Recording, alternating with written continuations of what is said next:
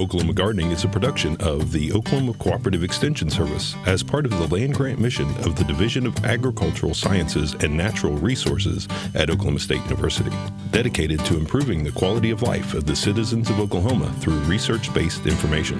Underwriting assistance for our program is provided by the Oklahoma Department of Agriculture, Food, and Forestry, helping to keep Oklahoma green and growing. Today on Oklahoma Gardening, host Casey Hentges stops by a local lemonade stand for help with the simple science of compost. At the Botanic Garden at OSU, we visit with members of the Kameoka City Gardeners Association while they're working on the Sister City Japanese Tea Ceremony Garden, including the addition of a special water feature. OSU Entomologist Andrine Shufran has a roly-poly playhouse garden project, and Barbara Brown cooks a frittata.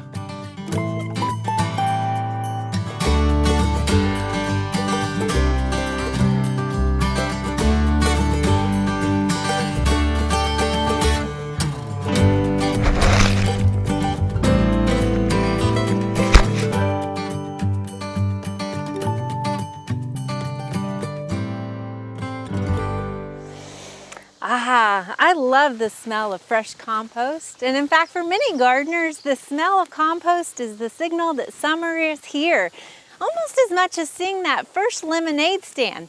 But did you know that making compost is actually a lot like making lemonade? Lemonade! Lemonade! Get your lemonade! Delicious lemonade! Ooh, I'll take a lemonade. That looks great. Here you go.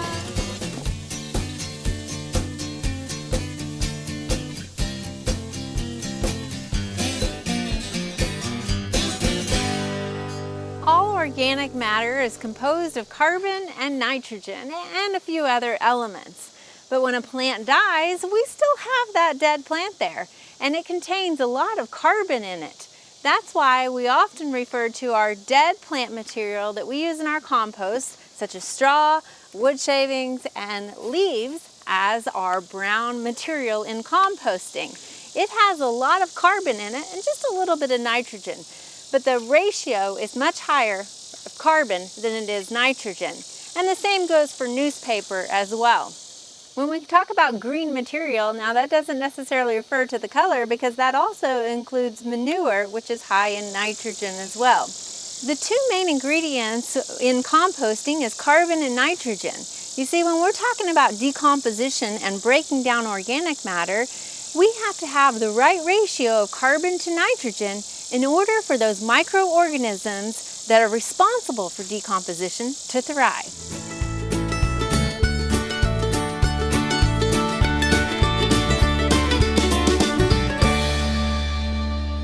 Let's say we're going to make some fruit drinks. Now our finished drink is going to represent our ideal ratio of carbon to nitrogen and that perfect environment for those bacteria and microorganisms to grow and continue decomposition of our organic matter. Now, depending on which organic matter we use, we're going to have a different ratio of carbon to nitrogen, just like you would have a different ratio of water to mix depending on which drink mix you're using. But regardless, we're likely going to have more carbon than nitrogen in all of our material. So here we've got some wood shavings. Wood shavings have a very high ratio of carbon to nitrogen. They have a lot of carbon in there, and they would take a long time for them to break down. So we want to add a little nitrogen in order to speed up that process. Now, when we make our drink here, the water is going to represent that large volume of carbon. So in order to make that perfect sweet spot for those microorganisms to grow, we're going to have to add a lot of drink mix. In fact, we're going to have to add 2 whole cups. This kind of represents the nitrogen that we're going to have to add to those wood shavings in order to get it to that sweet spot. Now let's say you might have some straw to add into your compost. Again, straw has a pretty high ratio of carbon to nitrogen, but less so than the wood shavings. So it's not going to take quite as long, but we still want to add some nitrogen to it in order to break it down faster. So here the amount of carbon is reflected by the amount of water that we have, and Of course, we got to add a little nitrogen, which is represented by our smaller amount of mix. What if you had some grass clippings? Well, again, the carbon to nitrogen ratio is a lot lower than your wood shavings and even lower than your straw here. In fact, it's so good of a ratio that you could just incorporate this directly into your garden. A lot of times you might hear people say, just mulch your grass and leave it on your lawn, and that will add a little bit of nitrogen into your landscape. You can also use cover crops that you incorporate directly into your garden as well. And so for fresh lawn clippings, you don't really need to even do anything to them or add them to any compost. In fact, it's like a ready-made drink. Now, of course, just like green lawn clippings are ready to go directly into the garden, if you wanted to incorporate those into your compost, you could to speed up that decomposition process. Now, we've represented that here by our ready-made unsweetened tea that we could drink as it is if we wanted to. But just like we could add our lawn clippings into the compost to speed up the process, if we wanted to add a little sugar to our unsweetened tea, well, that might make it a little bit sweeter also. Just like different fruit drinks have different ratios in order to mix them, different organic matters that you add into your compost also require different ratios when you're mixing your compost. Now, there are other factors to consider as well. In fact, the size of the material is important to consider. Just like a cube of sugar takes longer to dissolve than granulated sugar, the size of your material that you incorporate into your compost, if it is a large wooden chunk, then that's going to take longer to break down than smaller wood shavings. So keep that in mind as well. The other thing to think about is just like you would occasionally stir your fruit punch, you want to make sure to occasionally stir your compost so that you know that it is well mixed. Like the many different ways there are to make different fruit drinks, there are many different ways to make compost also based off of the organic matter that you have available. But regardless, when you have it finished, it's so refreshing for you and the garden.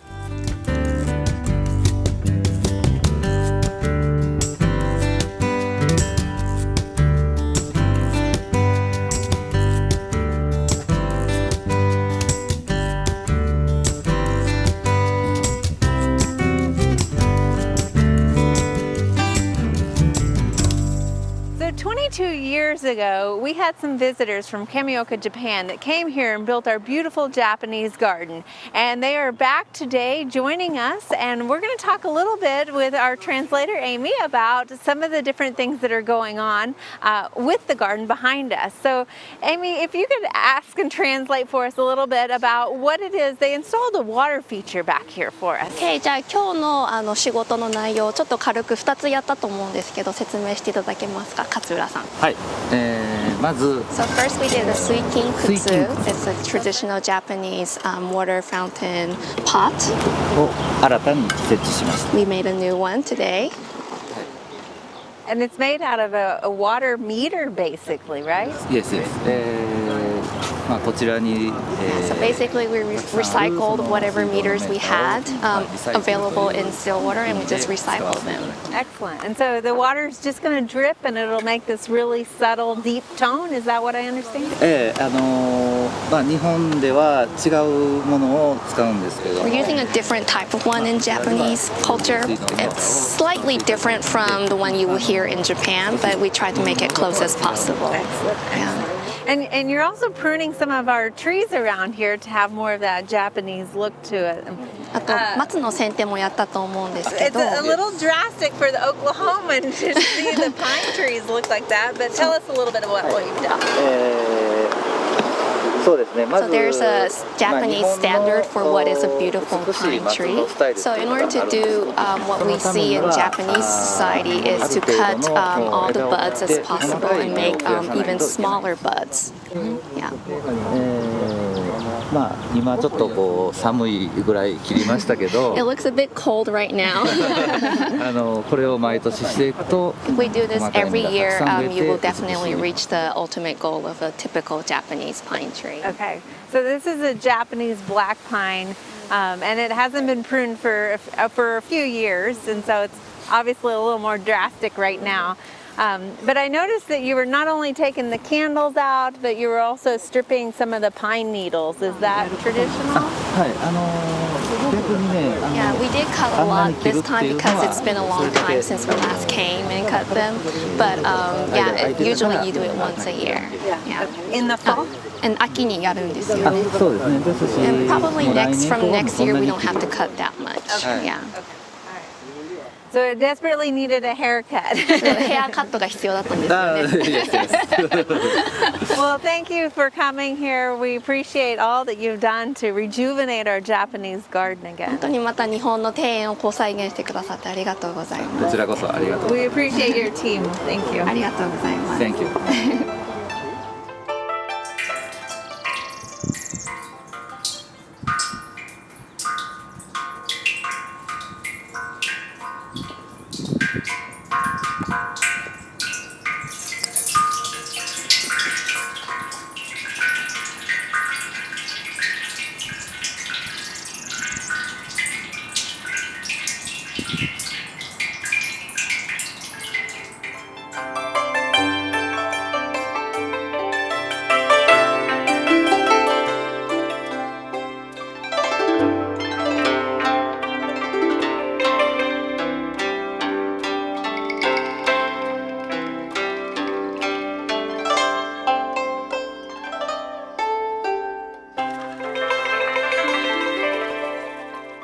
We're going to do a fun kid activity today to get everybody outside.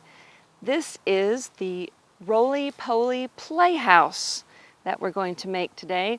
All it takes is a knife, some potatoes, the biggest baker potatoes you can find work best, or even medium size. You just don't want to buy the little tiny ones. You need a sharp spoon. I have a fork too to help tear up the inside, and then you'll need some kind of tape to put the roly-poly playhouse back together. So I'm going to find the biggest potato in my bag,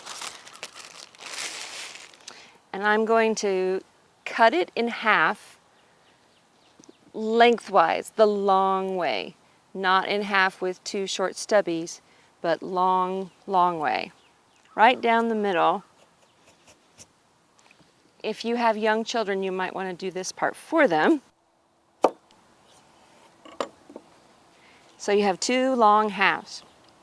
Then the goal is to get most of the middle pulp out while leaving maybe a 1/2 inch edge next to the potato skin. Think about twice-baked potatoes and how you take most of the middle out, but you leave part to hold it together. And you want to do that on both sides. So if you rough it up with the fork, then you can take the sharp edge spoon and carve it. And you just want to carve out a room. You're making a playroom. There we go. There we go. And then repeat on the other half. Then, once we have both halves carved out and they're ready to go, you need to pick a place, a side, where you would like to have the door for the roly-polies to get into the playhouse. And then take some kind of tape, and you want to go around it a few times. I always put a flap at the end of the tape so that kids, when they come back to look inside, can pull it open easily and wrap it back up easily also. So there is your roly-poly playhouse, a mansion for tiny, tiny bugs. And there's a lot you can do with this. If you're a science teacher, this is an inexpensive way to introduce really simple experiments. All the kids make a roly-poly playhouse, and then you put the roly-poly playhouse in different habitats. One out in the middle of the field, one next to a building, one in the dark, one near water.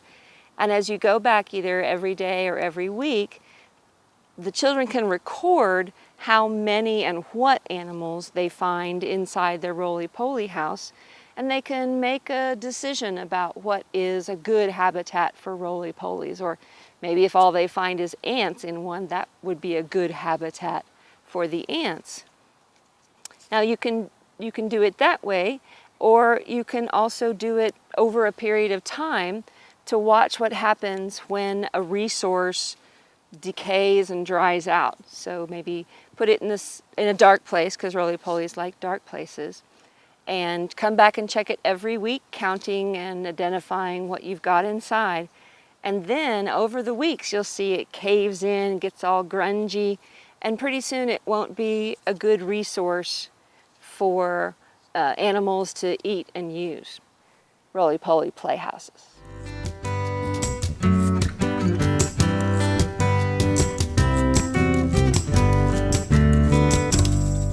Happy holidays. This recipe is for a meal that is not the major meal of the holiday, but for the holiday season.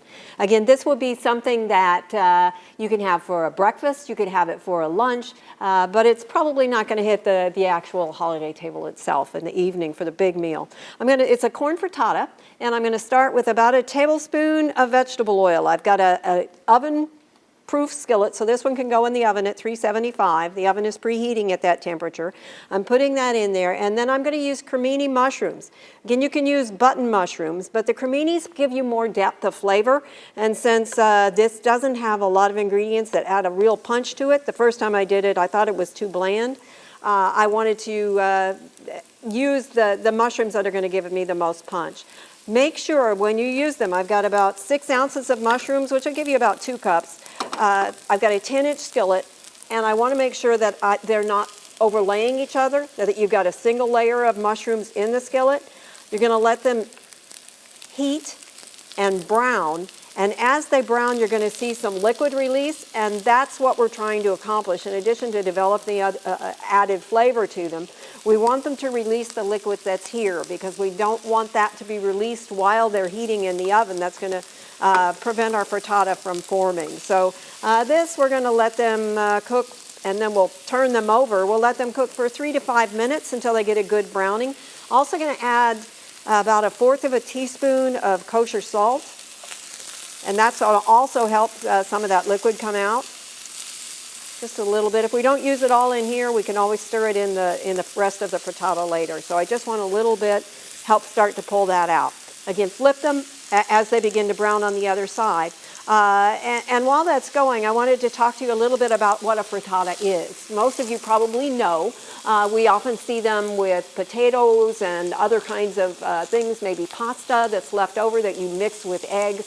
They go into the oven. They're not quite an omelet. They're not quite a quiche, but they're kind of in between. Sort of like a quiche without the crust. So I've got a dozen eggs, and I'm going to whip those together until they're nicely blended, and then we'll just add the other ingredients to this. In general, the ratio that you use is 6 eggs, 1/4 of a cup of cream, a cup of cheese, and 2 cups of a combination of meat and or vegetable. You do the same kind of thing with that, then that can go into the skillet, and you can move it on into the oven and bake it for a little while. We're doing this one a little bit differently in that we're not using any cream. We are still going to use cheese. I'm using 12 eggs instead of 6, so we've got a little bit of a larger quantity. But our liquid instead of cream is coming from creamed corn, which doesn't actually have cream in it, but we'll provide the liquid in a thickened form that will work very well, that will marry very well with this. So I'm going to go back and work on the mushrooms, and we'll come back and finish this up when we get all the mushrooms done.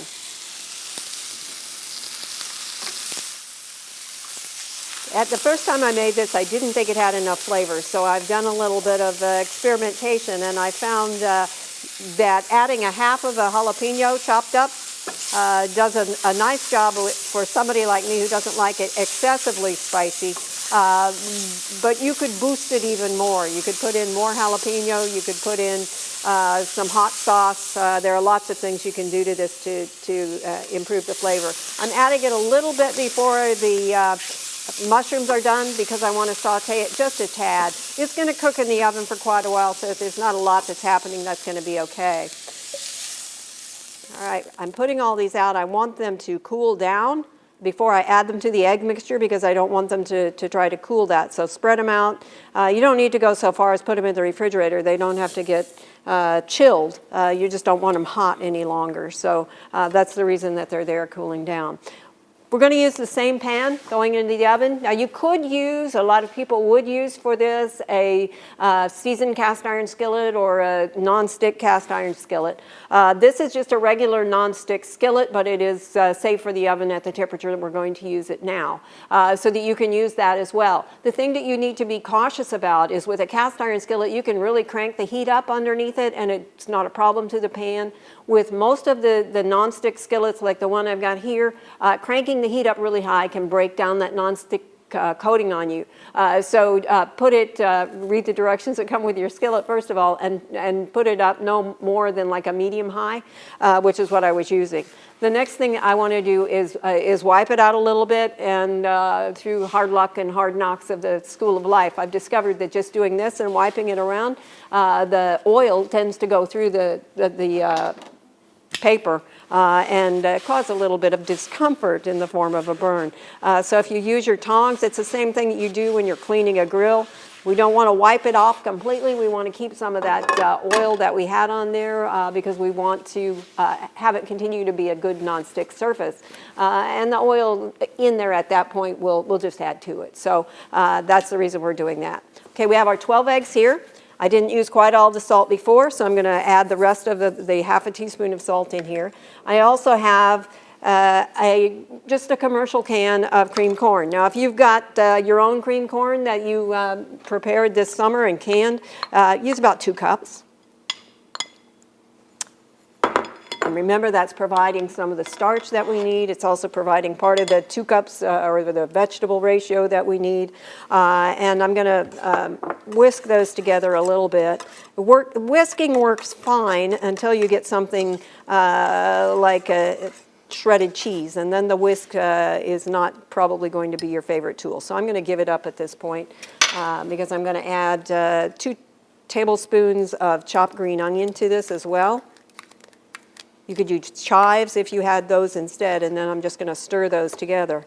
Then we're going to stir in 2 ounces of grated Parmesan, which is going to be around somewhere between a cup, half a cup, somewhere in that area. You can mark it the first time that you do it, and then you'll know exactly how much you need. But in general, the frittata is not something that you need to heavily worry about some of the ingredients and getting the ratio exactly right. Let me check the temperature on our mushrooms. Yeah, they've cooled down fine. See, it doesn't take very long. We'll stir those in along with the jalapeno. And then we're just going to put them back in the pan that we were working with to begin with.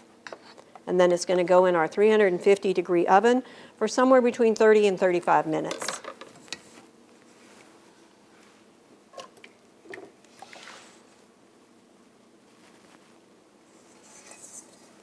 A lot of this, again, can be done ahead of time. I'm just going to stir it around in the pan just a little bit just to make sure that the mushrooms are well blended. You could do something very similar with leftover meats. If you have leftover ham, for instance, this would be a great way to use some leftover ham. This one could be called vegetarian because we haven't added any dairy products. Depends on what kind of vegetarian you are. You have to be one who's willing to eat eggs and cheese. We do have dairy products. All right, I'm going to get this in the oven. I'm going to open it first, and we'll be back in about 35 minutes to show you what it looks like when it's done. After this comes out of the oven, you want to make sure that it's set before you take it out. You can insert a knife into the center of it. If it comes out fairly clean, that's good, or you can just jiggle it. If it's fairly stable, that's good too. But let it set for about 5 minutes before you try and remove it from the pan, just to give it time to let that structure set and make sure that it's not going to slide around on you. Once it's done, this is what it looks like. It makes 6 servings. You can either eat them all at one time with a group. You can put them in the refrigerator. It's one of those things that actually tastes better the day after. So if you want to make it up and then serve it like you would a quiche, reheat it a little bit or actually serve it at room temperature. It's great. I think you'll find it a great addition to your holiday season. It's corn frittata for Oklahoma Gardening. I'm Barbara Brown.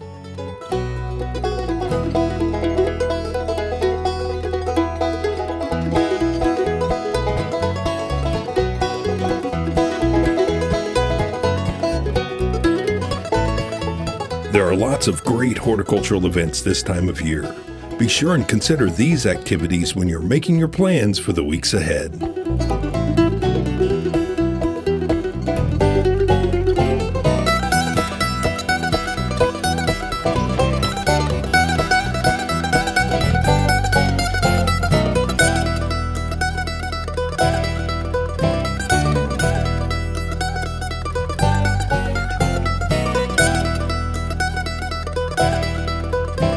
Next week, Casey has the results of your top 5 herbs. We have a garden scavenger hunt. Turfgrass specialist Justin Moss helps us determine when to turn the sprinklers back on. And we explore invaders beneath the soil with some OSU researchers who are studying worms. We hope you join us then for more TV you'll grow to love.